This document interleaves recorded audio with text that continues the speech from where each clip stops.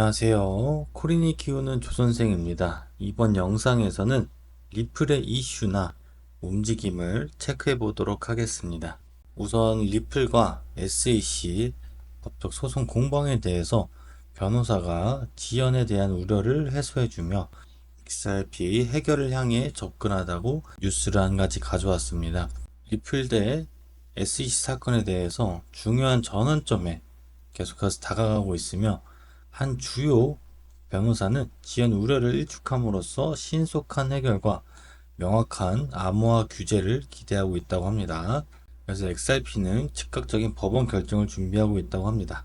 그래서 법적 사태에 대해서 낙관론이 좀 커지고 있으며 법률 전문가나 XRP 관련된 미국 증권거래위원회 SEC의 소송이 장기 지연될 것이라는 두려움이 근거 없고 실현 가능성이 적다는 것을 명확히 했습니다. 그래서 이 변호사는 왜 이러한 예측이 현재 법적 경로와 맞지 않는지를 설명한 것을 다음과 같이 얘기했습니다. 그래서 이는 최신 공동 모션에 대해 거부 결정을 내리거나 요약 판결 결정 및 현재 처벌 및 영구 금지를 받아들인 상식을 따르지 않는다면 해결 절차가 완전히 무너지고 양 당사자가 항소를 진행하는 상황이 아닌 이상 고려 대상이 아닙니다. 이는 가능성이 희박한 결과라고 얘기를 했습니다. 그래서 리플과 SEC는 현재 XRP 소송을 해결하기 위해서 수정된 공동 모션에 대해서 결정을 기다리고 있는 상황이고 벌금을 1억 2,500만 달러에서 5천만 달러로 이번에 줄였죠. 그래서 나머지는 회수가 되고 벌금 5천만 달러에 대한 걸 SEC에 요청을 했어요. 벌금을. 그래서 이런 절차적 오류를 수정하고자 한다고 했습니다. 그래서 만약에 모션이 거부가 된다면 양측은 각각 항소 절차를 진행할 수 있고 이때 되면 사건을 장기화시킬 수 있다고 얘기합니다.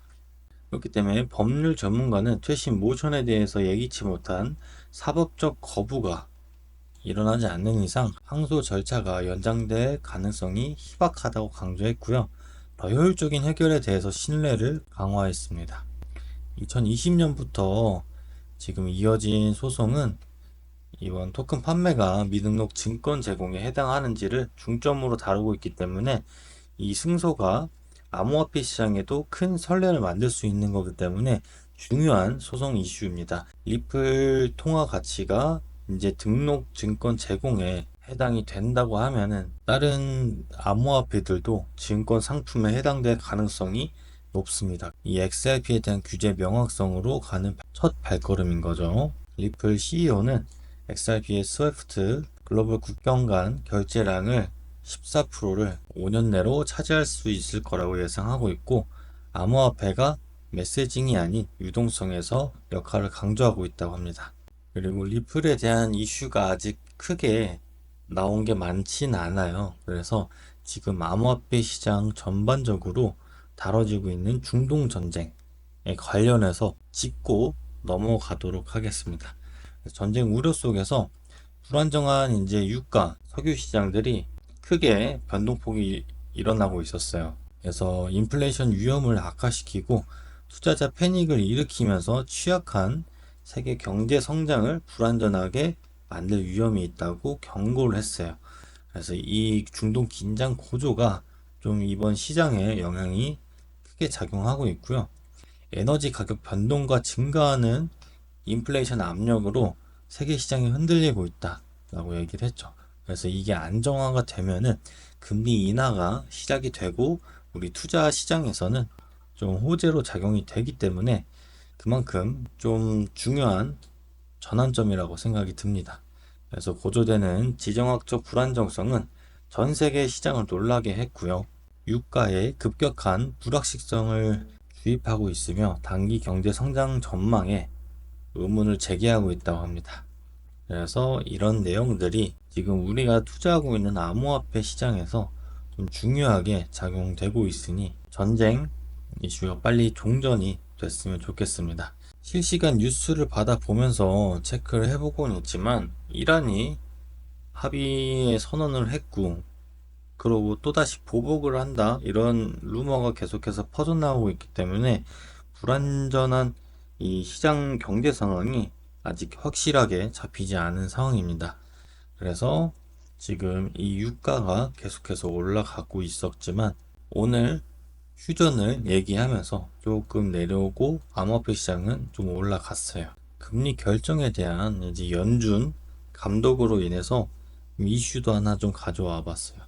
암호화폐 연준이 감독에서 평판 리스크 제거하면서 큰 승리 쟁취라는 뉴스를 좀 가지고 왔습니다.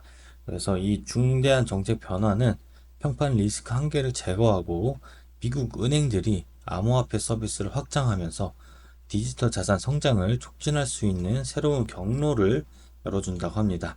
그래서 미국 은행들이 기존 상품들만 취급하는 게 아니라 이 암호화폐 서비스를 더 만들고 스테이블 코인 제도를 활용해서 디지털 자산을 더 성장시킬 거라는 얘기인 겁니다. 전통적인 은행 시스템을 고전하는 게 아니라 이제 새로운 시대에 새로운 기술을 받아들이면서 발전이 코앞으로 다가온 겁니다.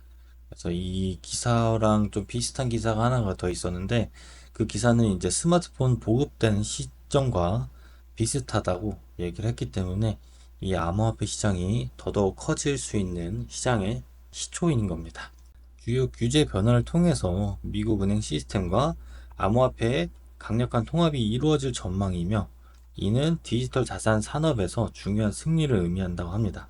그래서 이번 미국 연방준비제도이사회는 평판 리스크를 더 이상 은행 검사 프로그램에 포함하지 않을 거라고 발표를 했습니다. 이 내용은 이사회는 감독 자료, 검토 매뉴얼 등에서 평판과 평판 리스크에 대한 언급을 검토 및 제거하고 적절한 경우 이러한 언급을 보다 구체적인 금융 리스크 논의로 대체해 나가고 있습니다. 라고 얘기를 했다고 합니다. 그래서 이러한 변화는 측정 가능한 금융 리스크에 집중한다는 연준의 약속을 강조하며 암호화폐 지지자들이 오랫동안 주장해온 디지털 자산 기업을 부당하게 겨냥한 주관적 기준에서 벗어난다고 합니다. 그동안 이제 암호화폐나 코인들이 사기라고 이제 이런 걸 왜 투자를 하냐 거짓말이다라는 관점에서 지금 세계적으로 인정을 받고 증권화가 되고 있다는 얘기인 겁니다. 그래서 새로운 접근 방식에 일관된 시행을 보장하기 위한 노력이 진행 중이라고 하고요. 그래서 이사회는 검역자들에게 이번 변화를 일관되게 구현할 수 있도록 교육하고 있고, 그 다음에 필요에 따라서 연방은행 규제기관과 협력해서 일관된 관행을 촉진할 거라고 얘기를 합니다. 그래서 이번에 나온 지니어스 법안에 대해서 지금 코인에 대한 인식과 규제가 확연하게 바뀌고 있으며 새로운 증권 상품이 나온 상황입니다. 그래서 연방준비제도의 결정이 연방예금보험공사나 통화감독청의 움직임을 반영했다고 합니다.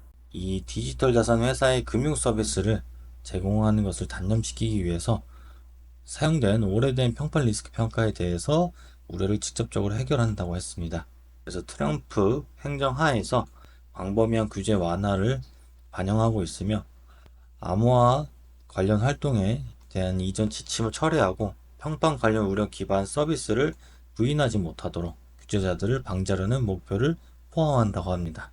그래서 지금 미국 연방준비제도에서는 지금 암호화폐에 대한 모든 금융 서비스를 받아들이고 있고 지금 디지털 자산을 성장시키려는 의도가 분명합니다. 그래서 원래 암호화폐 회사의 금융 서비스를 계속 거부를 했었는데 지금 은행 역사가 슬픈 장을 실현한 일부 도군 여정이 남아있지만 탈중앙화 은행 작전 포인트 2.0의 종식을 향한 중요한 단계라고 합니다. 이 말은 기존 은행 시스템을 좀 갈아엎고 이제는 역사 속으로 좀 들어가고 새로운 시대의 디지털 금융 시스템이 나온다는 겁니다. 그렇기 때문에 암호화폐의 중요한 거는 리플이 되겠죠. 왜냐면은 리플이 이 결제 시스템에 대해서 지금 신용카드 회사와 같은 역할을 한다고 보시면 되고, 그리고 이 암호화폐들의 가치들은 이제 증권 상품에 포함되는 코인들만 좀 올라갈 거고요. 비상장 주식이나 비상장 코인 같은 것들은 조금 더 없어지고 좀 불안정한 화폐 가치가 없어질 겁니다.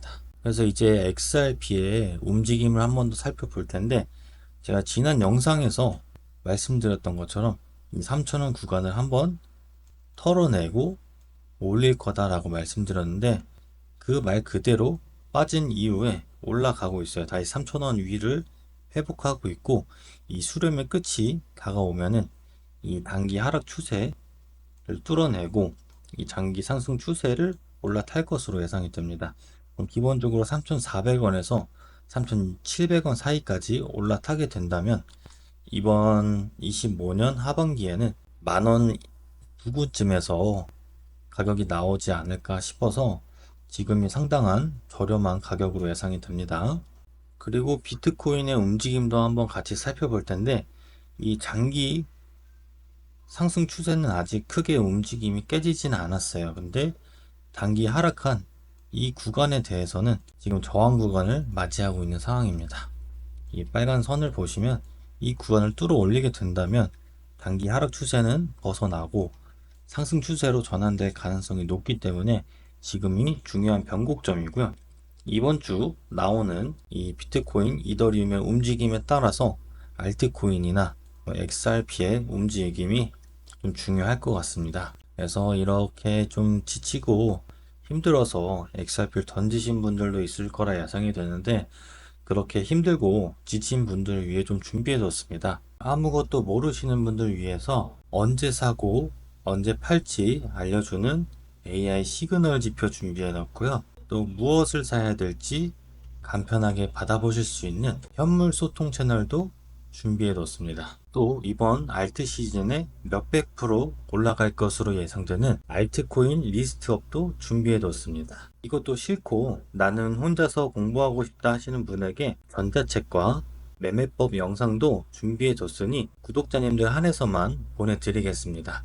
영상 하단 더보기란과 고정 댓글에 있는 링크 누르시면 이렇게 원하시는 자료 체크하시고 자료 받으실 연락처 010 땡땡땡땡 땡땡땡땡 적으신 후에 제출 버튼 누르시면 제가 확인하는 대로 보내드리겠습니다. 구독과 좋아요, 알림 설정까지 코린이 키우는데 정말 큰 힘이 됩니다. 한 번씩 꾹 눌러주시면 감사하겠습니다. 오늘 하루도 화이팅입니다.